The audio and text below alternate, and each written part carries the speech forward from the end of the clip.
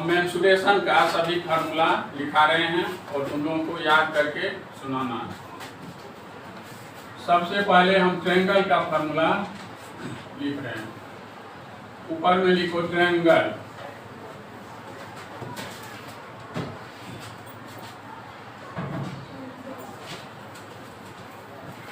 किसी भी ट्रायंगल का एरिया होता है 1/2 गुना बेस गुना हाइट। देखो area of a triangle is equal to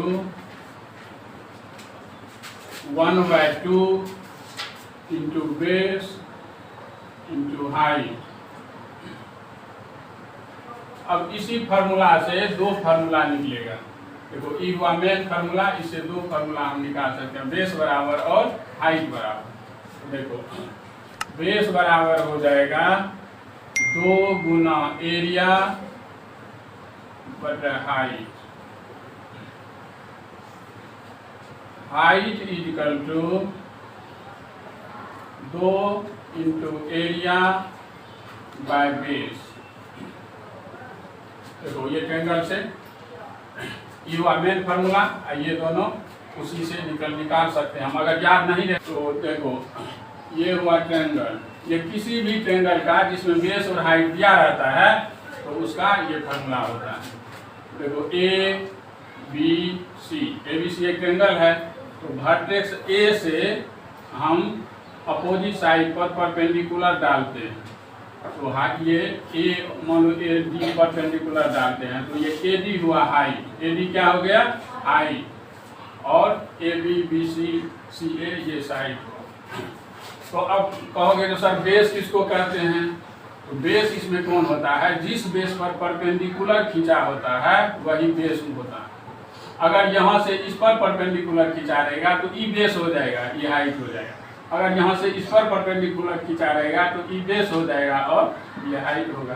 तो यहाँ से इस पर परपेंडिकुलर खींचा है बीसी पर, तो बीसी बेस हो गया और ए डी हाइट हो गया। अब देखो area of a triangle by Heron's formula, by Heron formula. Heron formula से एरिया कैसे निकालते हैं? एरिया बराबर एरिया इक्वल टू होता है S into S minus A into S minus B into S minus C root over. अब कहोगे sir इसमें S क्या है, ए बी सी क्या है? तो होयर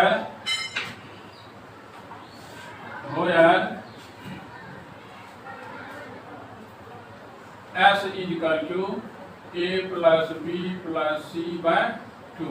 इसको कहते हैं सेमी पेरीमीटर, यानी अर्ध परिमाप या अर्ध परिमिति। And A B C are sides of the triangle, sides of the triangle. तो ट्रायंगल का ये दो फार्मूला हो गया। अब नेक्स्ट लिखाते हैं।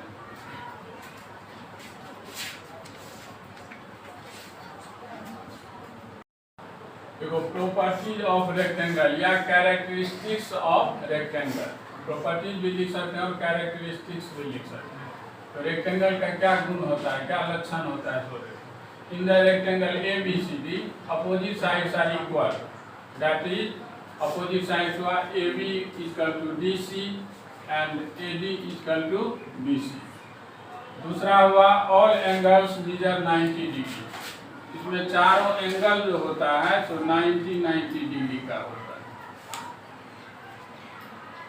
चारों एंगल 90 डिग्री का होता है। It means angle A equal to angle B equal to angle C equal to angle D equal to 90। तीसरा opposite sides are parallel. Opposite sides equal भी होते हैं और पैरेलल भी होते हैं। तो ये पैरेलल इसका और ये पैरेलल इसका। और डायगोनल्स कहते हैं, यानी अपोजिट वर्टेक्स को मिलाने से डायगोनल होता है।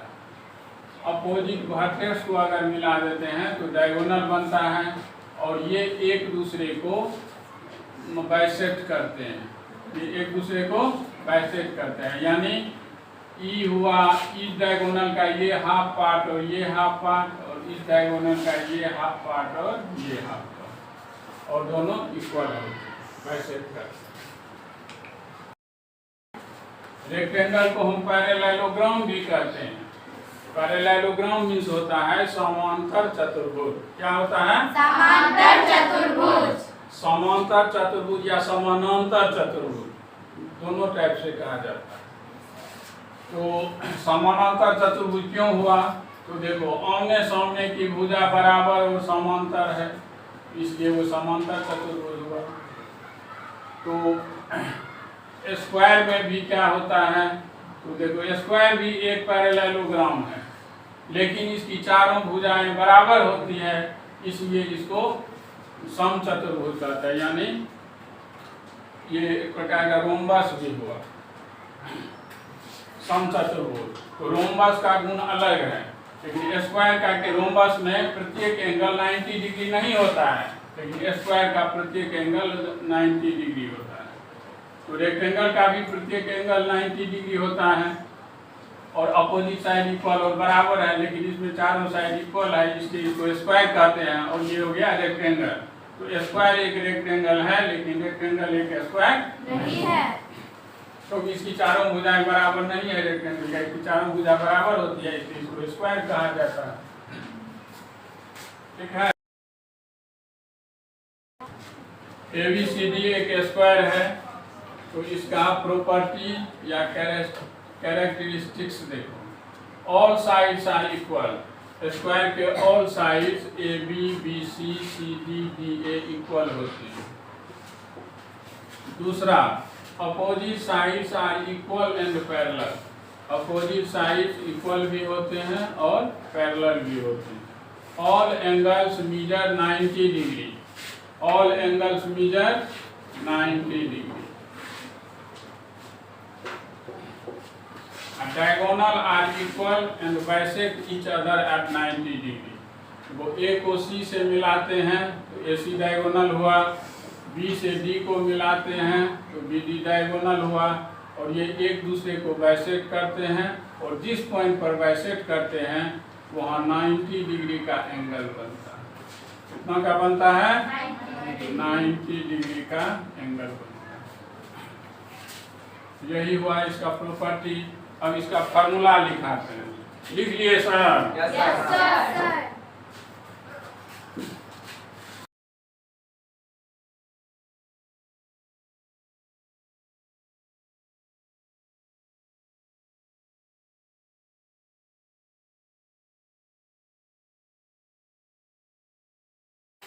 देखो, characteristics of a parallelogram. First, opposite sides are equal and parallel, यानी AB साइड BC का इक्वल एंड पैरेलल है, और AD साइड BC का पैरेलल और इक्वल है। Opposite angles are equal. A का अपोजिट एंगल C हुआ, ये दोनों इक्वल होते हैं। फिर B एंगल का अपोजिट एंगल D हुआ, ये दोनों इक्वल होते हैं। Diagonals are not equal. इसके डायगोनल्स इक्वल नहीं होते हैं, क्योंकि देखो ये जो है सो तिरछा रूप में बढ़ा हुआ है, देख रहे हो। रेक्टेंगल का डायगोनल सेम होता है, लेकिन इसका देखो इधर का जो डिस्टेंस है वो कम है और इधर का डिस्टेंस ज़्यादा है, इसलिए डायगोनल इक्वल नहीं है। Diagonals are not equal but bisect each other, और एक दूसरे को बाइसेक्ट करते हैं। यानी इस डायगोनल का ये हो गया हाफ और ये हो गया हाफ, ये मिडिल पॉइंट हुआ, और इस डायगोनल का यह हुआ हाफ और यह हुआ हाफ, इस ये middle point.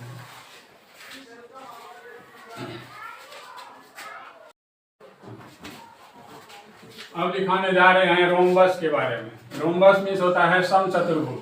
Properties of a rhombus. ABCD एक रोम्बस है, AC और BD ये डायगोनल हुआ। अब देखो, पहला, all sides are equal each other. सभी साइड्स परस्पर बराबर होते हैं, एक दूसरे के बराबर होते हैं, यानी AB बराबर BC बराबर CD बराबर DA। दूसरा, अपोजिट साइड्स आर पैरेलल।